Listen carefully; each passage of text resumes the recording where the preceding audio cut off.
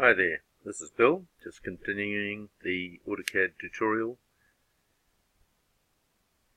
Within this lesson I have to show how to print this out, and when it comes to printing you have to know that there are two sorts of files, STB and CTB. And what that means is that when Autocad sees a colour, it wants to know how wide to print that line, and you can get yourself really well and truly mixed up if your drawing template contains an STB setup, so rather than a CTB setup. So to find out what's in this drawing, we go to File, Page Manager, and then we go Modify our layout, and this comes up. You may find that this half of here is not there on your one, but a little arrow down there will be. So just click that little arrow and unhide all this, because why do AutoCAD hide this? I don't know. Very strange. So as you can see, there are STB files. Personally, I have not worked with STB. I believe they can be wonderful for architects, but for us, we don't want them. So we'll just cancel out of that and close that. And to change our drawing from being a STB file type to a CTB, we go Convert P-Style. See how it's choosing what I want already. Hit Enter, and it says this command converts name plot style drawing to color dependent. So when we go back to our drawing setup, page setup manager, modify, all of a sudden we've got all these CTB files looking at us. Now, your one, you can make a new one, is a good idea, and then you'll have a feel for how it all works and why. And I suggest you start from scratch, and you go New, and we'll call this TUTO.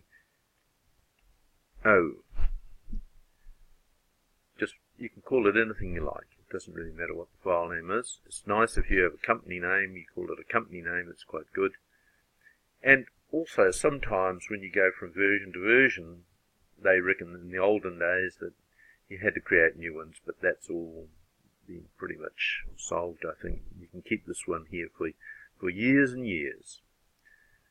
So to edit our plot style table, it's very simple. We have all the AutoCAD colors here.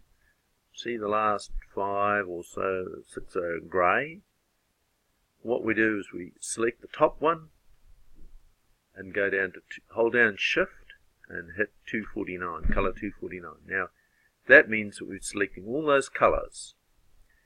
And how do we want them to plot out? If we were using a color printout, we would use object color. But because we're using a technical drawing, we want things to print out black, varying widths of black pen. We hit that and select black. So the color is going to be black. And all these things here, just leave them all alone. They should be hidden away somewhere. But this one here is the important one, the line weight. So all those colors are going to come out 0.2 of a millimeter. So that's normal ordinary thing. Now if I click once in here on color 4, only color 4 is selected, which is cyan, and we want that to be our heavy layer. You can choose different layers, it doesn't have to be this one, but it's just so you know, be consistent and so on. You could try using different colors, doesn't matter. Now, because you have color 7 and color 6 are both going to be thin layers, you can hold down Control and pick color 6, and so you're choosing both of those so-called colors. White is a color, black is a color, and you want to make them thin lines. You choose a thin line. There's a thin line, and that's all there is to it. You don't need to go into table view or anything like that, or general or anything like that. That form view just does everything. You save and close and finish. Job done. And it's called Tutor. And while we're here, we'll set up the printer, we'll make it AutoCAD PDF. General documentation is fine. It's already picking up the page size. You could change that if you want to. Extents and center the plot is good. Don't be tempted into choosing display layout or a window or anything like that, unless you've got a part of the drawing you want to print or something like that. But normally use extents. And normally you don't use fit to paper. Use one-to-one. This means that somebody printing your drawing can put a scale ruler on it and it should read correctly. There we go. We could do a preview. And it's looking not too bad. Right click, exit, and OK, and close. So here we have our drawing. So say for instance we want to plot it out, we just go up to here, and well, you could go up to there if you want to. That's called the quick access toolbar. You can add bits to that if you wanted to. The way I've got it set up, you can press that one there. And all our things that we did in this page setup are all looking good. Go back to preview. But wait a minute, look at that. We've got the viewports are plotting. Well, we don't want that, do we? So right click and exit. There is a cancel. And now the way around this is to put these, well, if you look at that, it's already on a viewport layer. Isn't that nice? Mr. AutoCAD prints out his viewports so you can print, they end up being printed. So what I do is I put them on the diffluence layer. So click on that one and diffluence for him too. So now when I go print and do a preview, those viewports are not cluttering up the screen anymore. Looking pretty. And zoom a window. Let's just zoom a window here. Can you see that those lines there are the same width as those lines there? That's not very technical drawing, is it? So, well, should we fix that before we do a plot? We pop into model space, and this line there is on a line called model front. We chose a different color for that model front layer. Say for instance we chose, well, any old color. Green will do. That'll be fine. And got out of that. So everything now is all coming out nice and green. It's color by layer. Okay, so we go back to here and we'll try printing on that one. And do a preview and right click and zoom a window. Oh, well, they've come out a lot thicker, but they're all the same size, same width. We don't want that, so we can cancel on out of there. What to do? Well, the reason is why you've got a thin line layer is because there's dimensions, that one there. So if we swiped all those there, see they're picking up only stuff in paper space, because I'm in paper space and they're all dimensions in paper space there, so that's fine, that's easy done. And we change them to the dimensions layer. So the dimensions layer is red. So how's that going to help us? It's not going to help us, is it? Because the red is going to print out the same width as the green. So what we do is we put it on, change the color of the layer to white. And that means that it will print out nice and thin. So we do a little check on that. And printing. And preview. And right click and zoom a window. And That's just wonderful, isn't it? There's a nice thick line down there and a thin line there. Perfect.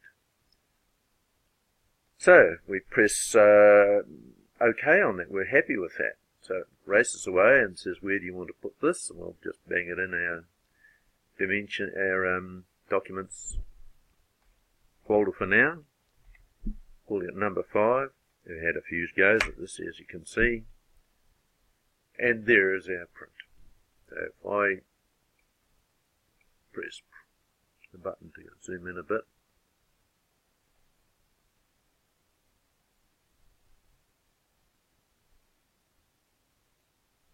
then we can see that that line is thicker than that line, which is what we want. So that's a file. That PDF file you can send away to somebody else by email or anything like that. It's a great way to go. So we'll just slap on a couple of dimensions on this big long thing that we measured before. And we'll put these on our dimensions layer. Not the def points layer, that always helps, because they won't print out if you put them on the def points layer. Right, so that's measuring okay, that's doing well, 20 meters by 2 meters, and that's at a 1 to 50 scale, as we did before, see 1 to 50. So that's great. Now suppose we wanted to quickly just put change these X's on there. We issue the ATE command, and we're faced with all this stuff here, and drawing number might be 999, and see we've got a next button there, and the drawing sheet date, well, we could put a different title, caps lock, GOOD, good one, and you can play around with all those to your heart's content. Just remember the command is ATE, stands for Attribute Editor of some description. Okay, so it's coming out, and you can make these title blocks yourself, and it's probably a good idea to make one just as an experience. This is what they call a block. And we'll just do a very simple block, very simple and very quickly. Suppose we wanted this footplate to be in our drawing as a thing that we wanted to keep pasting and pasting and pasting this thing. So the command is very simple. It's B for block, and it comes up with this dialog box here. We call it footplate. And the origin, we could pick a point. You could pick anywhere. You could pick midway between there and there, or you could do the geometric center, for instance. Geometric center of that one there. And the objects, you can select the objects, enter, and it's going to convert it to a block, so that's fine. You don't need to worry about this guy or any of these other things, it will be fine. So now we've got our block. So if we want another block in our drawing, we go I for insert, and we get this dialog box coming up, and there's our footplate. There's other things, and another block in here. We can put that block in if we wanted to, but footplate's the one we want. We're going to insert it somewhere on the screen. Scale, we're going to keep the scale 1 always, and rotation is going to be an angle of 0. You can always change those if you want, but normally it's just that one there, fine. And there's our block. Okay. The thing to remember about blocks is you can alter, if you alter the definition for the block, then everything else will change in the other blocks, and I'll show you that in the next video.